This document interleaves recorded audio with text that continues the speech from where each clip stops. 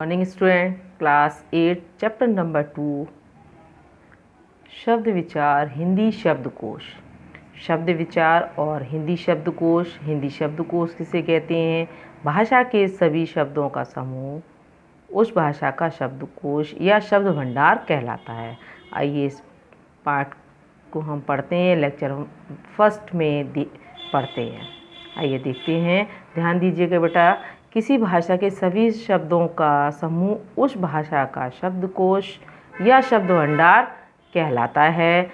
समय के साथ प्रत्येक भाषा के शब्दकोश में परिवर्तन होता है। भाषा में नए नए शब्दों का समावेश और पुराने जटिल शब्दों का प्रचलन से बाहर हो जाना परिवर्तन की प्रक्रिया का अंग है। क्या है बेटा, एक बार फिर देखते हैं। भाषा में जो नए नए शब्दों का समावेश होता है, नए नए शब्द आते हैं और पुराने जटिल शब्दों का प्रचलन से बाहर हो जाता है। जो कठिन शब्द होते हैं, जटिल शब्द होते हैं, उनका बाहर हो जाता है, नए शब्दों का प्रवेश हो जाता है। यही परिवर्तन की प्रक्रिया का अंग है। इस प्रक्रिया के अंतर्गत हिंदी भाषा में विभिन्न वैज्ञानिक खोजों और आविष्कारों के फलस्वरूप नए नए शब्द आ गए हैं। बहुत सारे वैज्ञानिकों की खोज के कारण, आविष्कार की वजह से नए नए शब्द हिंदी भाषा में आ गए, जैसे computer, fridge, mobile, radio, inverter आदि। इसी प्रकार कुछ शब्द प्रयोग से बाहर भी हुए हैं, जैसे छटांग, शेर, मन, टका, फलांग, घड़ी आदि। आइए आगे पढ़ते हैं। शब्दों का वर्गीकरण। इसमें शब्दों के वर्गीकरण दिया है चार। वर्गीकरण 4 के आधार पर दिया हुआ है। कौन कौन से हैं आइए पढ़ते हैं। स्रोत के आधार पे सबसे फर्स्ट है स्रोत के आधार पर, सेकेंड है रचना के आधार पर, थर्ड अर्थ के आधार पर, फोर्थ है हमारा, चौथा है प्रयोग के आधार पर।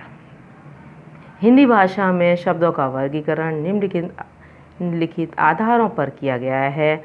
सबसे पहले फर्स्ट है हमारा स्रोत के आधार पर। स्रोत के आधार पर क्या है आइए पढ़ते हैं। स्रोत के आधार पर शब्दों के 4 भेद होते हैं: तत्सम, तद्भव, देशज और विदेशी शब्द। तत्सम शब्द सबसे पहले आता है तत्सम शब्द। तत्सम शब्द क्या है हमारा? जो शब्द संस्कृत से हिंदी में आए हैं, जो शब्द संस्कृत से हिंदी में आए हैं वो अपने मूल रूप में प्रयुक्त होते हैं, तत्सम शब्द कहलाते हैं। एक बार फिर से देखते हैं। जो शब्द संस्कृत से हिंदी में आए हैं और अपने मूल रूप में प्रयुक्त होते हैं, तत्सम शब्द कहलाते हैं। ये आपके तत्सम शब्द दिए हुए हैं, जैसे अक्षर, अक्षर अधीन, ईर्ष्या, उत्सव, ईर्ष्या है, उत्सव है, कपोत है, कूप है, छिद्र, जन, ये सभी आपके तत्सम शब्द दिए गए हैं। खा है आपका तद्भव शब्द। तद्भव शब्द क्या है?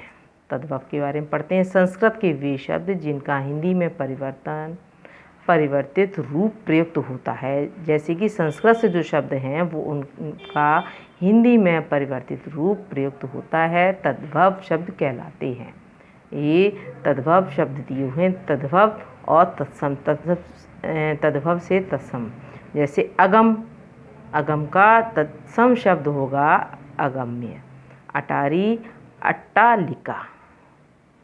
अंधेरा, अंधकार, तत्सम शब्द है हमारा, अंधेरा का अंधकार, अमूल का अमूल। ये सारे तत्सम शब्द दिए हुए हैं। आगे भी बहुत दिए हुए हैं तत्सम शब्द। ये आपके बेटा ये सारे तत्सम शब्द दिए हुए हैं, तत्सम और तद्भव शब्द दिए हुए हैं। फिर आता है गा नंबर पे है देशज शब्द। देशज शब्द क्या है? हिंदी भाषा में भारत की विभिन्न बोलियों से भी अनेक शब्द आए हैं। यह आवश्यकता पड़ने पर गढ़ लिए गए हैं, उन्हें देशज शब्द कहते हैं। हिंदी जो हमारी राष्ट्रीय भाषा है, इसमें भारत की विभिन्न बोलियों से भी बहुत सारे शब्द आए हैं। आवश्यकता पढ़ने पर उन शब्दों का भी प्रयोग किया गया है, उसे देशज शब्द कहते हैं। ये आपके देशज शब्द सारे दिए हुए हैं: कपास, चूड़ी, खचाखच, चुटकी, खुरचन, परवल, ताला, ये सारे आपके देशज शब्द दिए हुए हैं। कहा है विदेशी शब्द। विदेशी कौन कौन से शब्द हैं उनके बारे में हम जानकारी लेंगे। हिंदी भाषा में विदेशी भाषाओं से भी कुछ शब्द आए हैं। हिंदी जो भाषा है इसमें बहुत सारे शब्द विदेशी भाषाओं के भी आए हुए हैं, इन्हें विदेशी शब्द कहते हैं। फर्स्ट दिया हुआ अरबी शब्द। अरबी शब्द कौन कौन से हैं? असर, इरादा, इशारा, ईमान, किताब, एहसान, ख़त्म आदि बहुत सारे शब्द अरबी भाषा के भी दिए हैं। फ़ारसी भाषा के हैं अगर, आबरू, आफत, आमदनी, आवारा, ये फ़ारसी भाषा के बहुत सारे शब्द आदि इसमें दिए हुए हैं।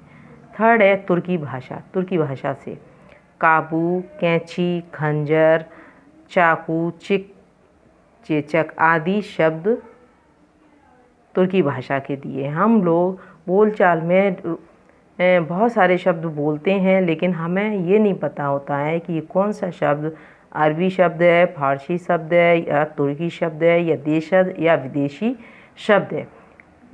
जो शब्द हम बोलते हैं, बातचीत करते हैं, हमारे शब्द निकलते हैं, तो उन शब्दों का हमें जानकारी नहीं है कि ये कौन सा शब्द है, तत्सम है, तद्भव है, देशी है, विदेशी है, अरबी, फारसी, तुर्की शब्द आदि है। लेकिन हम किताब के माध्यम से ये सारी जानकारी हमें प्राप्त होती है। अंग्रेजी शब्द फोर्थ नंबर पे है। अंग्रेजी शब्द, अंग्रेजी के बहुत सारे शब्द हैं जिनका हम प्रतिदिन प्रयोग करते हैं। अंग्रेजी शब्दों का जैसे अपील है, ऑफिसर है, ऑपरेशन, इंजन, कोट, जज, पेंट, पेंसिल आदि बहुत सारे शब्द ये दिए हुए हैं जो कि प्रतिदिन हम बोलचाल की भाषा में इन शब्दों का ज़्यादा से ज़्यादा जो है प्रयोग करते हैं। सेकंड है रचना के आधार पर। वर्गीकरण का दूसरा है रचना के आधार पर। रचना के आधार पर शब्दों के 3 प्रकार होते हैं, रूढ़ शब्द, यौगिक शब्द और योग रूढ़ शब्द।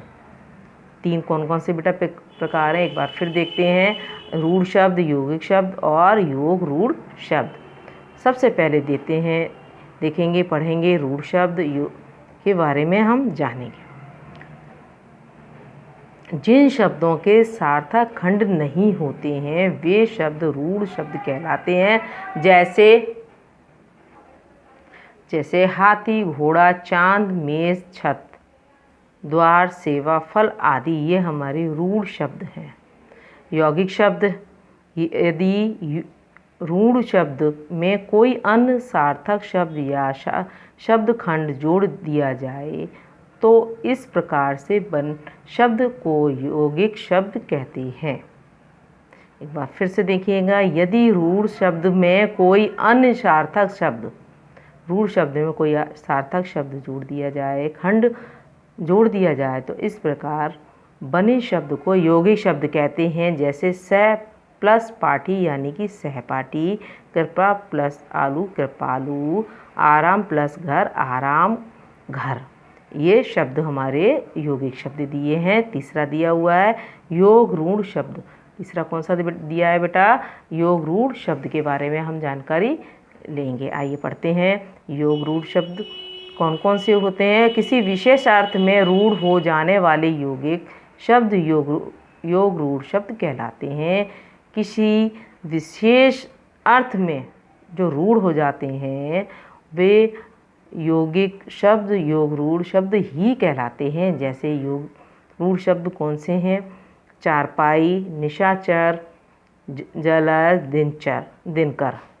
चारपाई का है 4 पैरों वाली खाट। विशेष अर्थ इसका क्या है? चारपाई का 4 पैरों वाली खाट। निशाचर रात में घूमने वाला राक्षस। जलज जल में पैदा होने वाला कमल। दिनकर दिन करने वाला यानी कि सूरज, दिन उजाला करने वाला सूरज, ये दिनकर सूरज के बारे में दिया है। ये हमने यहाँ तक आपको पढ़ाया है, समझाया है। इसको पढ़िएगा, समझिएगा। अब सेकंड लेक्चर में आगे आपको नेक्स्ट टाइम बताएंगे। Thanks student.